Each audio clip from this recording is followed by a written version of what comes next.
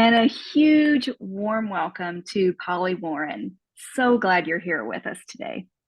Oh, it's such a pleasure, Hilary. Thank you for inviting me. Well, we're doing a Women Supporting Women series, and I immediately thought about Polly for this month because we're talking in the month of October about menopause awareness. And Polly's specialty is right now a positive perimenopause. And I've been so fortunate to have so many conversations with Polly over the last few years. And so now you're going to get to hear from her today. So, welcome, Polly. Thank you so much. So, first, what inspired the work for you to reach out to support other women in this way? Well, it started really like so often these things do with my own personal experience. So I actually used to be a school teacher, a primary school teacher, and I didn't realize it, but it was really the end of my 30s, beginning of my 40s, when I had three of my own small children to look after as well. Things started to really start to change for me. I've always been a healthy person. I've always been able to look on the bright side of life, never really suffered with things like anxiety or low mood. And all of a sudden, I really wasn't coping very well. I was riddled with anxiety. I became incredibly low in my mood. And then there was a whole host of other physical symptoms as well, things like night sweats, really achy joints. I really was just thinking that I was going a little bit mad. I thought I was losing my mind. I was forgetting everything. And it took really 4 years to work out that I was actually perimenopausal. At the time, I hadn't even heard of that word perimenopause. This was almost 10 years ago now when I think back at it. So I hadn't even heard of that word. I didn't know what it was. I thought menopause was for women so much older than I was. And when I did finally find out that it was down to hormones and I was perimenopausal, I was so well, firstly, I was so relieved that I wasn't going completely mad, that actually there was an umbrella term for all of these symptoms, all of these things I was experiencing. But secondly, I was so cross. I was so angry, enraged that I didn't know anything about this, that nobody had told me. I'd got to this age, I was a school teacher, I'd been to university, I was educated, and yet I had no idea. And so that sent me really on a journey of discovery. I was like, I need to, if I don't know about perimenopause, there must be so many other women out there who don't know. So I set myself a real challenge to learn everything I possibly could about it. And it was probably, now I look back, it was actually such a gift because it set me on a whole different pathway to personal growth, self-discovery. And I've ultimately left that job as a school teacher and now have set up a business, wellness coaching. I've trained in so many different modalities, such as breathwork, EFT, coaching, lots of different things to now help others, because I think there are so many women out there who really need that support during this time. I agree, and I am so grateful. And I think that's how you and I connected because we each kind of went through our dark night of the soul or our deep challenge, and then wondering, wait a minute, why are we not talking about this? Where are the resources? And even just a few years ago, I couldn't even find support groups that were online, and people were like, we're not allowed to talk about it. Just yesterday, I was doing a fundraiser walk for hope for raising awareness for mental health. And the women I was walking with, they're all about 50, and they were like, "Wait, you're talking about this? Are we allowed to talk about this?" I'm like, "Absolutely, we're allowed to talk about it, and it's important so that we know that we're not alone, and we have people who are so passionate like you to reach out and help others." So I'm really grateful that we're all on the same team of helping other women. Yeah, I mean, absolutely. I mean, here in the UK, that conversation now has been going for a good couple of years, a good few years, and it really is now talked about so much more. There's a lot of media coverage about menopause. So it really, the conversation is out there, but there's still so much to do, and particularly also around the rest of the world. Well, exactly. And I do think the UK is really ahead of the game in some ways. And I know some people think that, oh, no, we're behind the times. It's like, well, no, but when the momentum builds and people across in different countries are having the conversation, then it makes it so much easier. So I'm really glad for that. So, what would be your kind of specific approach? I mean, you've got so much training and background that you've done, but helping women stay positive through this perimenopausal, I think of it as a storm sometimes because it feels like we're in the middle of a tornado or hurricane or tsunami, whatever you want to call it. Well, I think the first step really for everybody is it's about getting informed, about getting educated, because the moment that we understand and know what is actually going on with us and with our bodies, it immediately removes that fear, that anxiety, and it really does help us move forward. And then we can actually start to take action. So that is my first step. Really get informed, learn everything you possibly can. And that includes understanding what's going on in your body. So I'm a great fan of tracking your cycle, tracking any symptoms you've got, understanding what is happening month to month, so that you really have got a really clear picture of what's going on. So when you do go and see a healthcare professional, you can say to them, actually, look, this is actually what's happening, because things change from one day to the next. One day you might feel it's like the end of the world and it's awful. But then the next day, actually, you might be feeling a lot better. But it's very easy for us when we kind of look back to say, oh my gosh, I'm anxious all of the time, or this is just, I've got hot sweats all of the time. But actually, if you track it and you have a record, you can see, oh, maybe it's not all of the time. Actually, there are certain patterns and things are fluctuating and changing, and it can really help with that process. And also, it's very easy then for your healthcare practitioner to give you a diagnosis, because it is a very hard thing to diagnose menopause and perimenopause, because blood tests are very unreliable, because your hormones are just constantly changing. So yes, that's one thing I would do. Nutrition, getting our nutrients back into our body, is something which we all really need to be aware of, because many of us going into midlife are very much nutritionally depleted. Although even if we say, oh, I eat really healthily, life has often taken so much out of us, particularly if you've had children, if you've breastfed your children. We've not actually replenished our nutrient stores. And so that is something, we really do need to look at. The recommendation is that we try and include 30 different plants each week into our diet to boost those nutrient levels. So that is another really important factor, as is trying to regulate our nervous system in terms of stress. There's always going to be stress at midlife. It's a particularly busy stage of life. So we can't get rid of all of the stress, although obviously if we can try and reduce some of those stresses, it's preferable. So what we do need to really focus on is ensuring that our nervous systems are flexible, so that actually we're not in that heightened state of stress all of the time. We want to be able to turn that stress response off when we don't need it. We do need it at certain points. We need it to help us get out of bed in the morning. We need it to keep us safe, but actually we don't need it all the time, because and then it really does exacerbate all of our menopause symptoms if it is on. So yeah, it's looking at tools which we can use to really ensure that flexibility in our nervous system. So yeah, there's 3 things really to get going with. Really good. So get informed, get information, track so that we can communicate successfully with our healthcare providers. Well, also nutrition, I kind of heard 4, so maybe it was a Yes. bonus then. Free bonus. Oh. The nutrition replenishment, because we think we're getting enough nutrients, but it's so hard these days to get what we need and keep it in our system long enough to really make a difference. And then regulating the nervous system. And I'm going to use that to jump us to our next question of what is your best tip for helping someone regulate the nervous system? I am a huge fan of breath work. So this is a super fast way that we can use to regulate our nervous system. I mean, there are many other tools, things like meditation, mindfulness, but a lot of people say to me, but I find it so difficult to sit and meditate. My mind's so busy.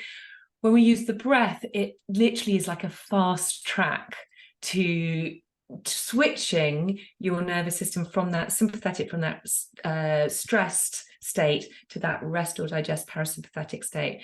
So a very simple breath, a very simple breath everyone can do is called the physiological sigh, which is literally 2 inhales in through the nose and then and out through the mouth. And if you do that 5 times, you will definitely notice a difference. If you do it for a minute, you'll definitely notice a difference. That is a great way also to try and use before you eat, because when we're in a very heightened state of stress, all the other systems in our body tend to shut down because your body's so intent on survival, and survival always is the priority. So that includes your digestive system. So a lot of women say to me, I get really bad bloating. I feel really uncomfortable when I'm eating. So if we can do a simple activity like just breathing for a minute like that, it's going to really help you absorb the nutrients from your food. It's going to really help with all that bloating and all of those sorts of things. Oh my goodness. That is amazing. I mean, for anyone who's just listening and not watching us on YouTube, my jaw dropped, because so many of us have new allergies, insensitivities, intolerances as we age, as our hormones change. And this simple breath movement, specifically before you eat, and they call it habit stacking. So before you take a breath, and could we do those 5 breaths together, Polly, so that the listeners or the watchers could pause with what they're doing and this simple thing? So if you'll lead us through that, that'll be great. Yes, of course. So we're simply going to just breathe in through our nose twice. It's almost like the first breath is the bigger breath, and the second breath is it's almost like another sip in to take as much air in as possible through the nose and then out through the mouth. So here we go. So, and when you breathe in, really focus on trying to breathe into the belly rather than up to the chest, keeping it in the chest, because we all tend to breathe, particularly when we're stressed, up through the chest. So breathing into the belly. So, okay, so here we go. Oh, you probably can't hear it through my microphone, because when I do breath work, I always change my setting on my microphone because so now you probably can't hear it because it's better for podcast, but I'll try. You can just imagine. So, okay, 1 big breath in through the nose, another little sip, and then a sigh out through the mouth. There you go, another one. 2 more. And the last one.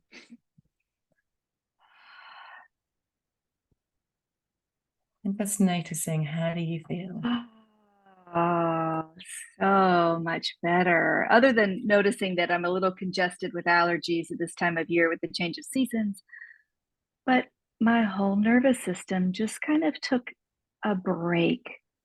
And it's kind of the quick inhale through the nose, and then kind of a sigh letting down.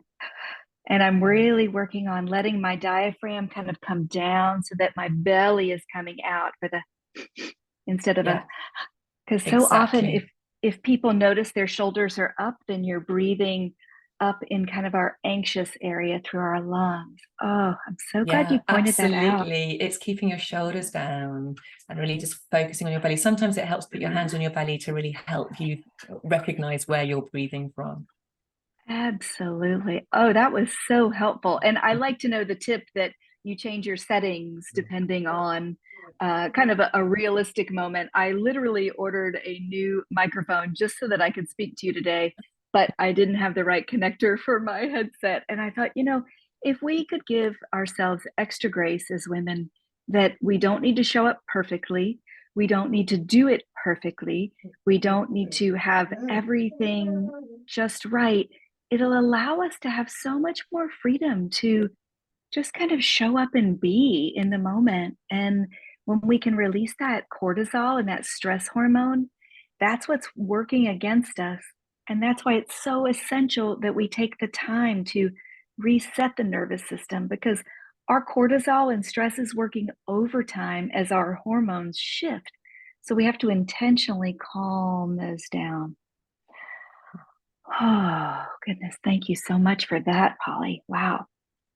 Well, with our nervous system, it's going to bring me kind of to our fun fact. And I like to ask people, okay, tell me something about you that many people don't know.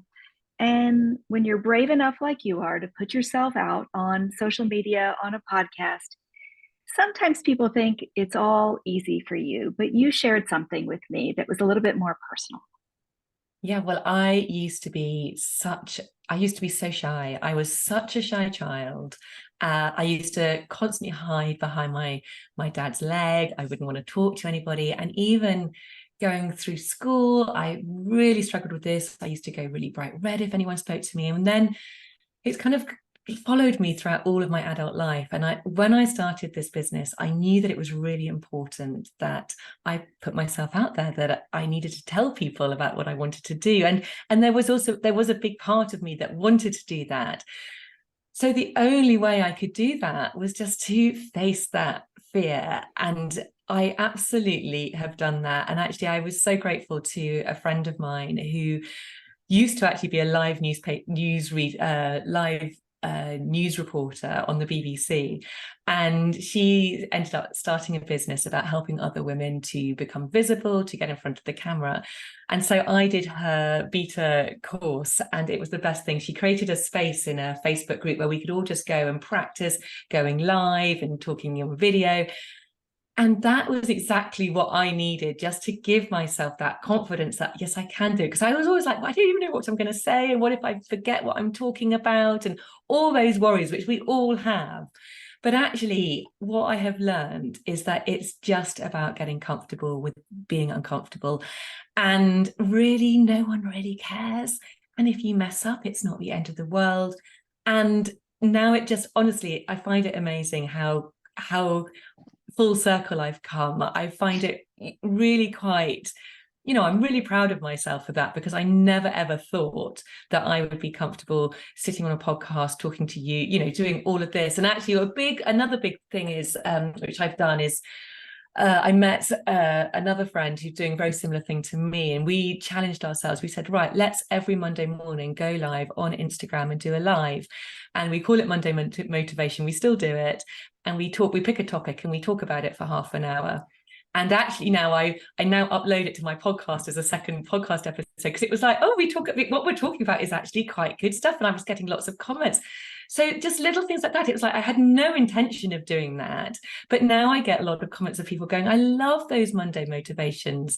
And that, though, has helped me get over my fear of being live, because that was also the biggest problem. I got comfortable with just doing a video, but actually doing it live was like the next step of being really difficult. So yes, it is just about facing that fear, doing it, getting uncomfortable, and you do build that sort of resilience muscle. It just builds. And I still do get quite nervous sometimes about certain things, but it doesn't stop me from doing it. That's the difference. Oh, that is such a huge encouragement, because many of us have grown up to be kind of shy or not enjoying the sound of our face or our facial expressions. And it's just kind of working through that and knowing that the service we're providing for others is just bigger than the fear. And that can help us really kind of get outside of our own heads and mindset to know that, hey, I'm just trying to offer a service. If this helps you, that's wonderful. And if I'm not for you, that's okay too. So I kind of like that. Absolutely. I mean, when I came to do my podcast, I hated my voice, and I've hated my voice throughout my whole of my life. But then when you have a podcast and I was editing it and I was listening back to the episodes, you have to get used to your voice. And this was like the biggest step to get out of my comfort zone ever. And now I'm so used to listening to my voice that actually it doesn't bother me. And it's my voice which a lot of people comment on and go, oh my gosh, I love your voice. I was like, really? I hated my voice. I love your voice too. But it is true. It's very hard for me to listen to my own voice.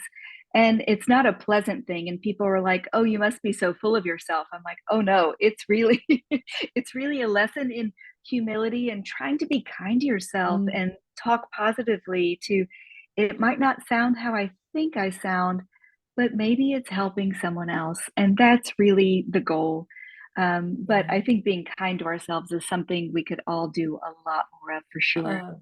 Uh, Absolutely. And also just not worrying about everything having to be perfect. That's the other thing I've had to really learn and to really let go of. I really am a recovering perfectionist. Everything I wanted to be perfect. And now, particularly doing something like a podcast, it's impossible to be perfect because it's never going to be perfect. And actually, people, I've realized, don't want perfect. It's not normal. They Yeah. like you just turning up who you are and doing it messy.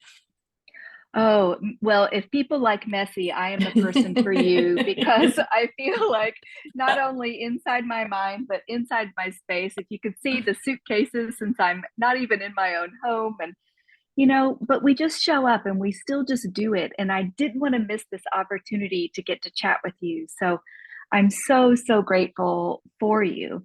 And Polly, as we wrap things up, what is it that is kind of your latest idea or project that you're working on? If there's something you'd like to share with the listeners or the viewers today. Well, I'm midway through a group program at the moment, so I'm not going to share that quite yet, Okay. because that's going really well, but it's not available at the moment. I think I'm just going to say, come and listen to the podcast. We'll put the link here. I'll give you that. I think that's really where you'll hear all about what I'm up to anyway, because I tend to talk about it on the podcast. But if you're a midlife and you are perimenopausal, there are so many useful episodes because I speak to so many wonderful experts. Hillary's on there as well, sharing her story, and it's such a pleasure to be able to help women discover lots of different ways that they can manage this stage of life. Oh, absolutely. So we will share the links in the notes, and we release on Tuesday for audio. We release videos on Wednesday, so you can check that out. And our mission is just to help other women around the world. You're over 40, you're over 50, you're over 60, and you're going through it, and we want to just help and support you. So Polly Warren, I just love it so much. And I'm grateful that you're a podcaster. I'm grateful that you're a coach. I'm grateful that you're an educator and using all of these tools and strategies to help other women. And just in summary, I'm just going to let our listeners remember that you can inform yourself, get educated. You can track your symptoms so you can communicate with your provider.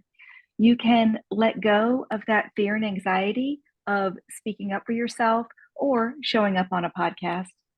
Understanding your body, your mind, and your cycle. Focusing on nutrition, trying to get 30 plants in a week. Wow, that's a hefty goal, but possible. And regulating our nervous system through breath work. It was the short inhale through the nose, two puffs kind of, and then a big exhale sigh of just letting it out through the mouth. So I am so grateful, Polly Warren, for you. Oh, thank you so much, Hillary. It's been a real pleasure. I'm so grateful for you and all the work that you're doing as well. And thank you so much for this opportunity to come and chat to you. It's been wonderful. Thank you. Thank you.